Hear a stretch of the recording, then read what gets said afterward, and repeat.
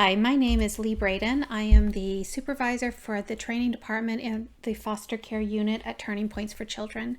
And today I'm going to be teaching you about neurodiversity in foster care. So the learning objectives for this class are to understand what neurodiversity is. We're going to drill down on specifically ADHD, dyslexia, autism spectrum disorder, and Tourette's. We're going to look at the strengths associated with neurodiversity, what the law says, and how to support youth with neurodiversity in foster care. So what's important to recognize about the term neurodiversity is that it comes from the community. This term was developed by advocates of people with disabilities. Neurodiversity is a diverse term. It encompasses such things as autism, attention hyperactivity disorder, dyslexia, Tourette's, anxiety, oppositional compliant disorder, depression, intellectual disability, and schizophrenia, as well as other neurological differences.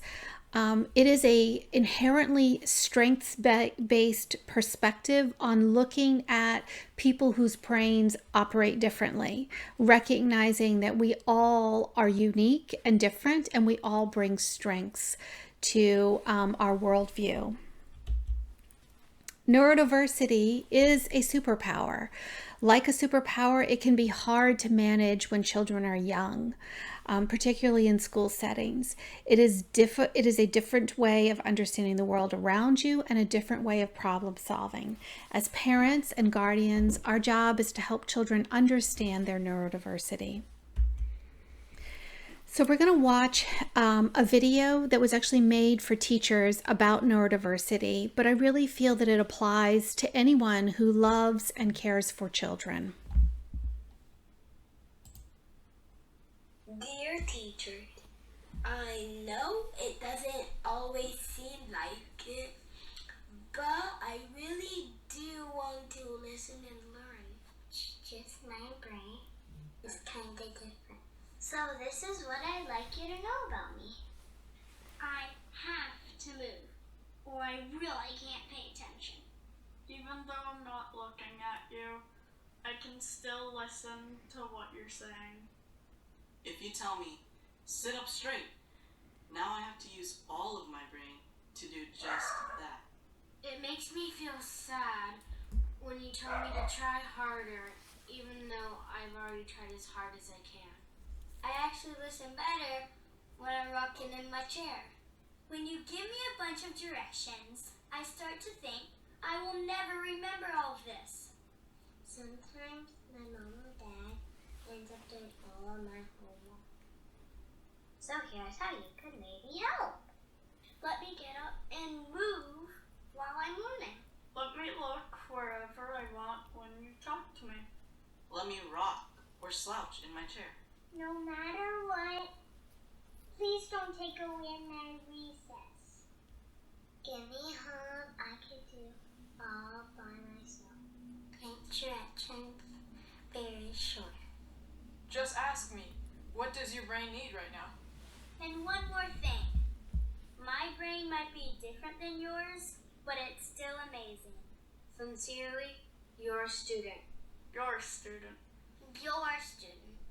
Your student.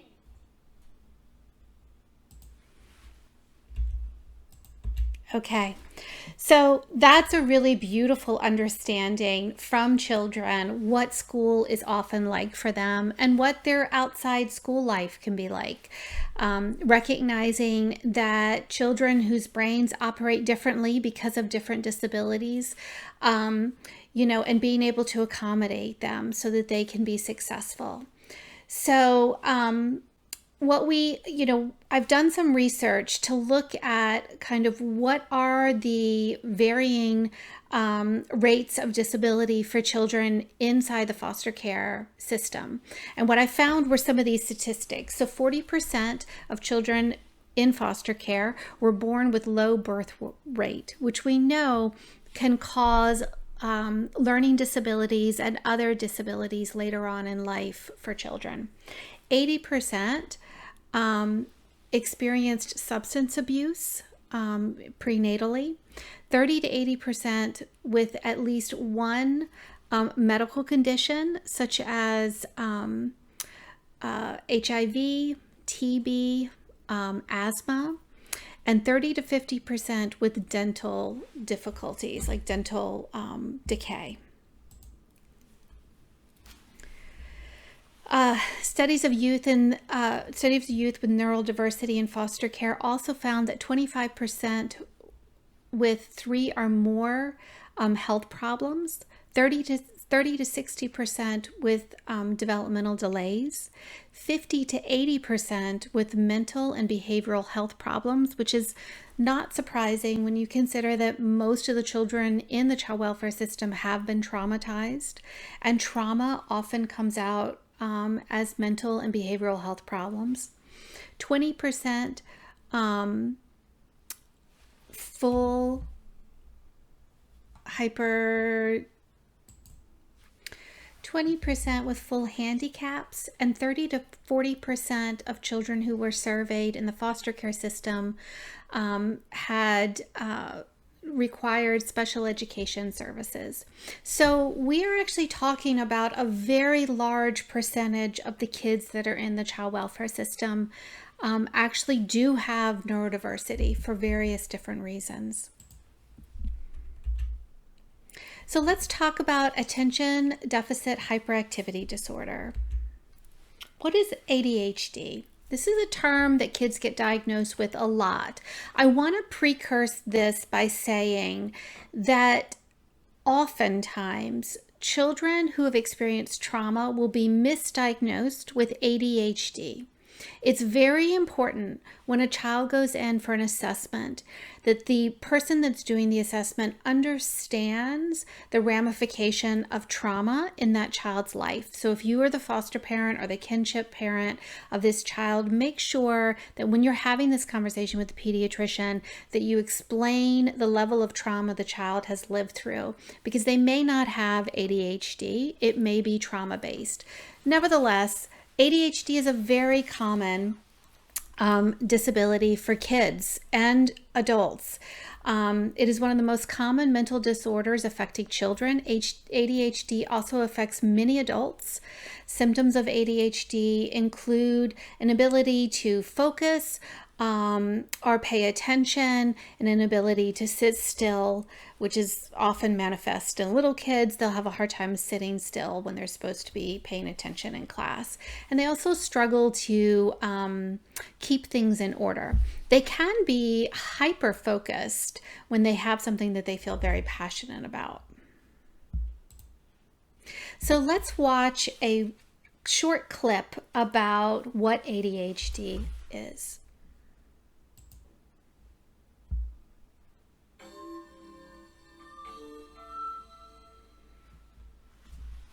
I took medication when I was a kid. Everyone said I would outgrow it, so I stopped taking the medication in college. Everything is so hard now. I hate math. It's so boring. I know I'm bad at it, even though my teacher says I'm not. I'm a failure. I can't remember to do homework. I lose things. I can't get anything right. I hate feeling like I'm different, but I really am. Work seems like it's easy for everyone else.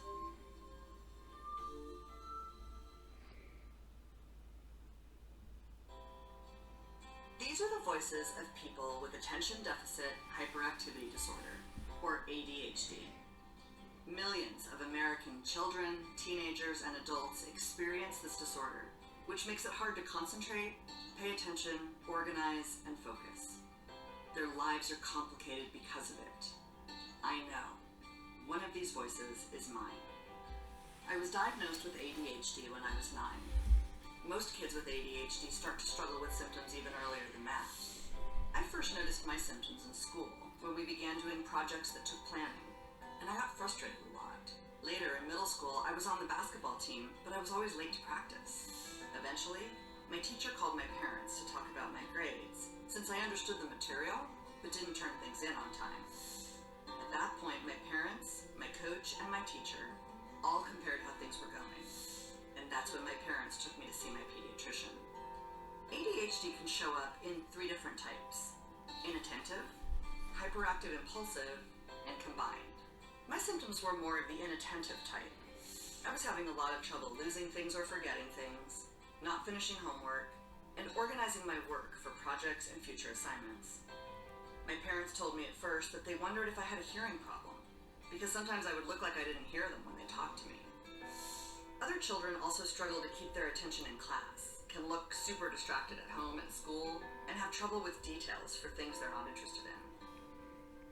Kids with more hyperactive or impulsive symptoms have trouble waiting for their turn. They might get up from their seats in class, run around when it's not a good time to do that, talk all the time, interrupt people, or blurt out answers. A lot of times, kids with ADHD can get into trouble, since the symptoms can look like they don't care or aren't respectful of others, but they do care. They just can't control it because of their problem with attention. While some people might have inattentive type and others have hyperactive impulsive type ADHD, still others might have symptoms of both, which is called combined type. If people show 6 symptoms from either of the first 2 types, or a combination of them adding to 6, they fit the diagnosis. While ADHD is most commonly diagnosed in kids, almost all of them continue to experience it as teenagers, and a majority still have symptoms as adults. Only some people grow out of it. The most important thing to know is that treatment for ADHD works. For little kids, this is behavior therapy that also includes their parents, so the whole family can be part of the solution. For school-aged kids and older, the best choice is medication or a combination of medication and therapy. I had behavior therapy where I learned some skills, like specific time management and organization techniques, that helped me in school and in my sport. I also took a stimulant medication that helped me focus my attention. Sometimes people find great help in non-stimulant medications, especially younger kids. For most people, ADHD medications really help focus and block out distractions. ADHD is a serious challenge for kids, teenagers, and adults who struggle to pay attention and focus in many parts of their lives. But there is hope. Treatment works. School wasn't easy for me, but with my therapy and medication, I learned what I needed to do to make it work. People go on to do well in school and succeed in their lives and careers, in spite of and because of their ADHD. I know. I did.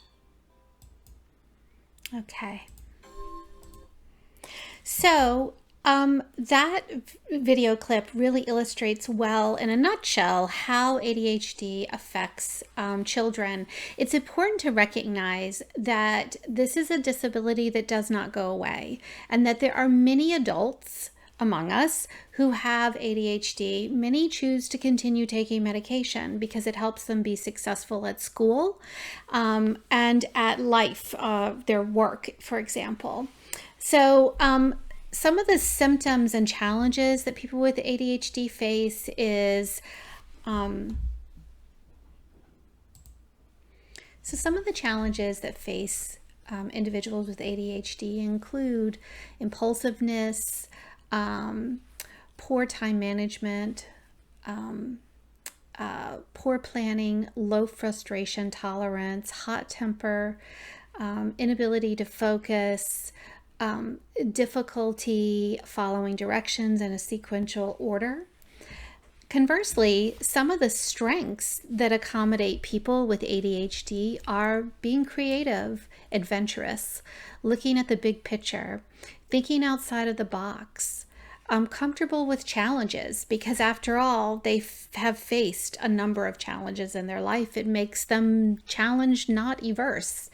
Lots of energy, hyper-focused. And so, it's important when you think about kids that are struggling with ADHD to kind of pick out and accentuate what the gifts are that come with that disability and to focus on those gifts. So if they find a passion, something that they really love, invest in that passion. They'll become very good at it because they're driven. And when they find something they have a passion for, they're very focused. How is ADHD diagnosed in children? So there is no one test, and this is pretty interesting. A lot of people don't understand this about this diagnosis. Generally, the pediatrician can diagnose a child with ADHD. They're looking for certain earmarks over a 6-month period of time. So if you feel that your child has some of these disabilities, has some of these issues, you may want to begin a dialogue with your pediatrician about ADHD. They will have an assessment tool that they use to look at some of these ear markers. How common is ADHD in the US? Well, around 9.4% of all Americans have ADHD. That's pretty significant. How common is ADHD in the US by boys and girls? Boys are 3 times as likely as girls to be diagnosed with ADHD, but this gender difference becomes less as girls become adults, which I think is very telling, right? I mean, little boys, as a mother of a little boy, I know this is true. Little boys in general, when they are frustrated and struggling in school, will act out. It will become more obvious. Where little girls in general, not all, but in general, little girls tend to internalize their struggle. So it doesn't become as obvious. However, because this is a disability that never goes away, when a woman becomes an adult or a girl becomes an adult, it's not uncommon for adult women to go and get diagnosed with ADHD because they recognize that these struggles that they have around inattention and focus or maybe hyperactivity have not gone away. They simply did not grow out of it. So you see that gender gap closing as people age. What are the treatment options for children with ADHD? Well, they talked about this in the video. Behavior therapy is a treatment approach, and this is actually really important, particularly for foster parents to understand. It does require family therapy.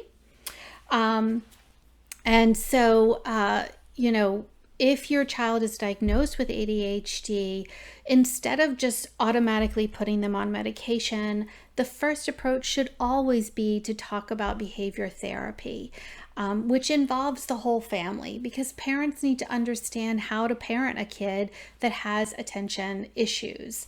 It can be very frustrating to work with a child that has ADHD, but they don't mean to frustrate you. So learning strategies and techniques to help yourself stay calm and be knowledgeable about what your child is going through is critically important for that child's self-esteem and your ability to successfully foster them.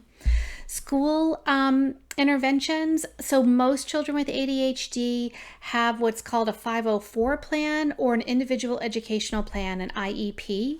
This usually involves tutors, some special education. Sometimes they will, typically for a kid with ADHD, they may be what they call mainstreamed into most of their classes, but pulled out for certain subjects that they really struggle with, and they need to be in a smaller setting, a quieter setting, where they can focus or they get one-on-one attention.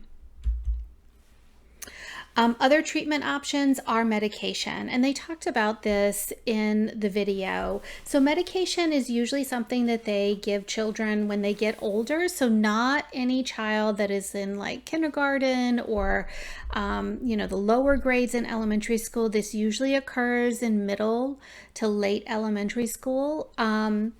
Medication really works. The problem with medication is that the side effects are not great.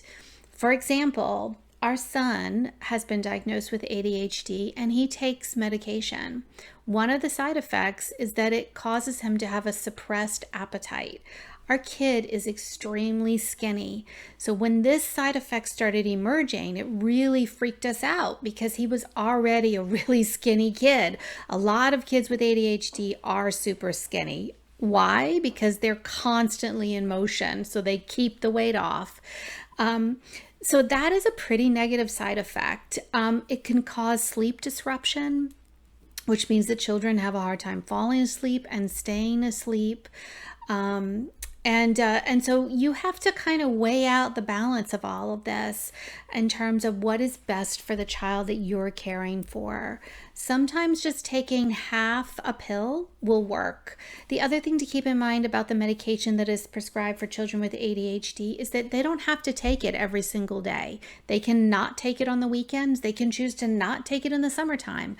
They can choose to take the pill when they really need it. And from my experience, most adults and children opt to do this with this medication because the side effects are not great. Let's move our attention to dyslexia.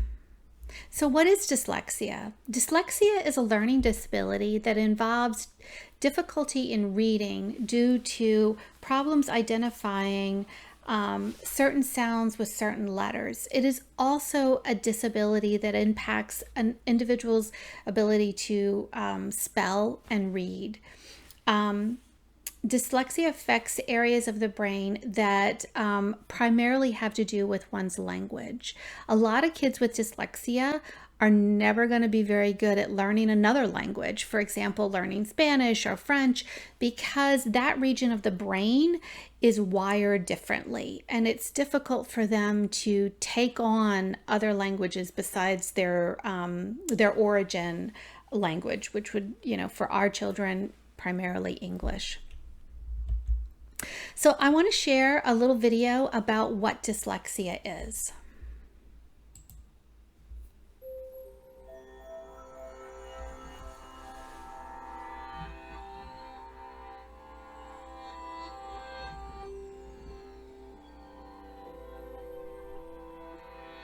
Take a moment to read the following.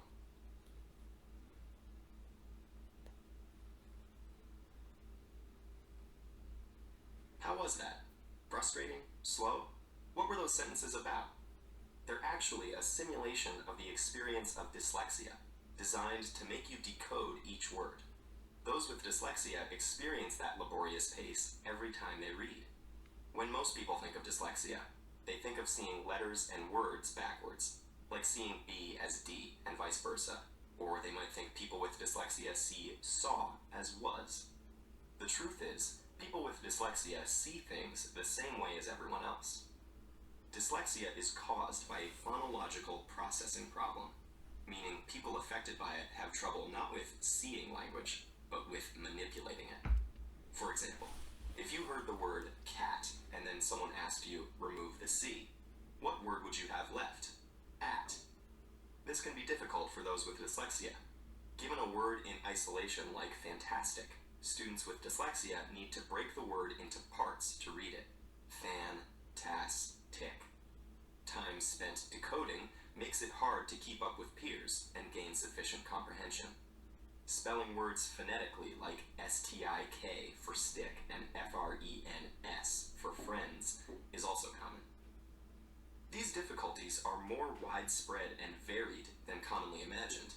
Dyslexia affects up to 1 in 5 people. It occurs on a continuum. One person might have mild dyslexia, while the next person has a profound case of it.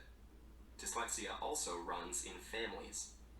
It's common to see one family member who has trouble spelling, while another family member has severe difficulty decoding even one-syllable words like catch.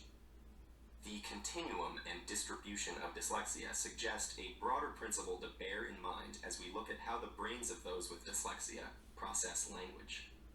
Neurodiversity is the idea that because all our brains show differences in structure and function, we shouldn't be so quick to label every deviation from the norm as a pathological disorder, or dismiss people living with these variations as defective. People with neurobiological variations like dyslexia, including such creative and inventive individuals as Picasso, Muhammad Ali, Whoopi Goldberg, Steven Spielberg, and Cher, clearly have every capacity to be brilliant and successful in life. So here's the special way the brains of those with dyslexia work. The brain is divided into 2 hemispheres. The left hemisphere is generally in charge of language and ultimately reading, while the right typically handles spatial activities.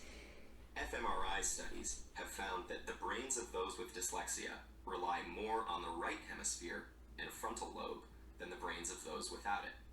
This means when they read a word, takes a longer trip through their brain and can get delayed in the frontal lobe. Because of this neurobiological glitch, they read with more difficulty. But those with dyslexia can physically change their brain and improve their reading. With an intensive multisensory intervention that breaks the language down and teaches the reader to decode based on syllable types and spelling rules, the brains of those with dyslexia begin using the left hemisphere more efficiently while reading, and their reading improves. The intervention works because it locates dyslexia appropriately as a functional variation in the brain, which naturally shows all sorts of variations from one person to another. Neurodiversity emphasizes this spectrum of brain function in all humans and suggests that to better understand the perspectives of those around us, we should try to not only see the world through their eyes, but understand it through their brains.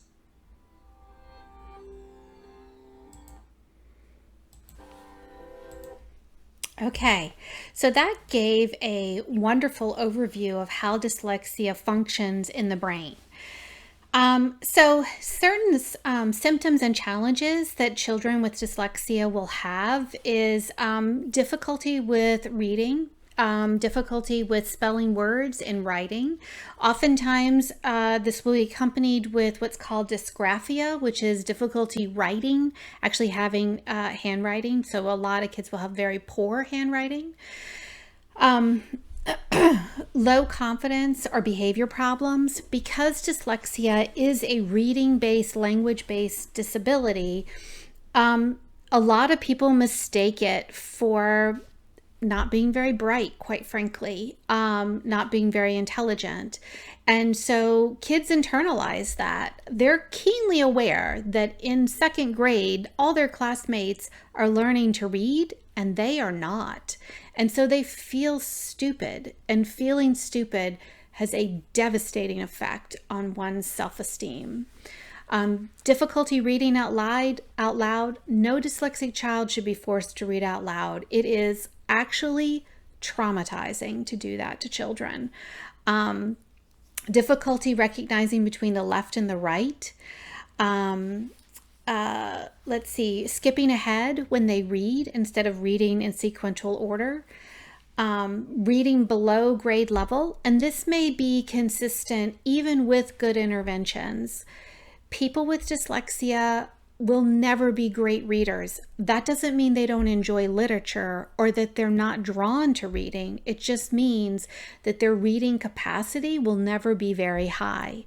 So a lot of people with dyslexia turn to books on tape to listen to books, textbooks, articles, journal articles, etc. So the intellectual capacity is very much intact, but the semantics of actually reading is hampered. Difficulty with organizing time and time management. Some of the strengths associated with people with dyslexia are high levels of communication, strength in reasoning skills, unique artistic abilities, a propensity for storytelling, learning by doing. A lot of artists and actors are actually dyslexic. The ability to storytell and to enact something is very easy for people with dyslexia. So there are a number of strengths, and actually there's a long list of really impressive, highly successful individuals with dyslexia. So it is not an indicator of one's intellectual ability whatsoever. In fact, it's often quite stunning when you have a person with dyslexia who reads at like a third grade reading level, but has the vocabulary of someone in college. That is not unusual. In fact, it's usually an indicator that there is a language-based disability there. So how is dyslexia diagnosed in children? Well, it needs to be done by a school psychologist. And what are they looking for when they do their diagnosis? So they're looking for background information. This is actually critically important. Dyslexia does travel in families. It's not uncommon to see in a family with 2 parents and 3 kids that one parent is dyslexic and one or more of their children are dyslexic. The offspring of those children are going to render other kids with dyslexia in that family as well. So you absolutely can see it in the genetics of a family. They're going to be looking for their oral language versus their written language. Again, I shared that that is not uncommon, that a person with dyslexia has a very high vocabulary of pretty complicated and advanced words, but cannot read those words when it comes to reading. Their spelling ability, their ability to decode language, their verbal knowledge. So again, this is versus their reading knowledge, their verbal knowledge. They may not be able to read a definition, but they actually know what something means, like a word, what it actually means. And so these are all the things that they are looking for when they do a diagnostic test. That is why it needs to be done by the right person, which is a school psychologist. How many people have dyslexia? So they estimate that about 20% of Americans have dyslexia. And as I mentioned before, dyslexia absolutely runs in families. Dyslexia affects an equal number of boys and girls in the US. This wasn't always the case, but since we've become so good at diagnosing people with dyslexia and we understand it so much better than we used to, you've seen a rise in diagnosis among girls. And it used to be predominantly boys that were diagnosed, but now it's really evened out and you'll see equal numbers of girls and boys with this disability. So what are the treatment options for children with dyslexia? Early intervention is critical. It is not uncommon that little children who are dyslexic will struggle with language at a very young age. They'll struggle to enunciate. They'll struggle to speak without a lisp or a delay. School intervention is critical. A lot of kids with dyslexia have what's called a 504 plan or an IEP, which allows them to have special education. Special education is really important in terms of helping these children increase their reading ability and their spelling ability, but as they age, it becomes a place where children can get accommodations more than remedial work. So when a high school kid with dyslexia is taking his final exam in English, he may take it in a special education room where it's untimed and he has more time to read because we know he's going to read slower. So other treatment options, and this really is all around providing accommodation for kids with dyslexia. Being able to give kids the time and space to read more slowly, providing them with technology, which is critically important. Today, the average smartphone or computer can give a kid or a person with dyslexia pretty much anything they need in order to be successful. Being able to dictate into that phone or computer for writing is a wonderful accommodation. Being able to have text read to you, both through the smartphone and the computer, they can easily do that now. So all of these are additional supportive services that can be provided for people with dyslexia.